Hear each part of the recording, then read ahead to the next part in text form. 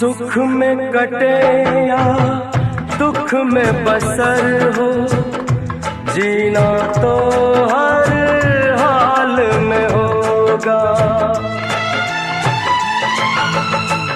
सुख में कटे या दुख में बसर हो, जीना तो हर हाल में होगा। अमृत हो आंसू के जहर हो, पीना तो हर हाल में होगा।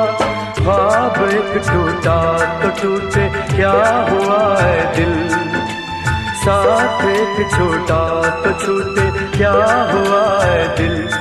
वो जो प्यार में होता है एतबार में होता है, तेरे साथ भी है यार मेरे वही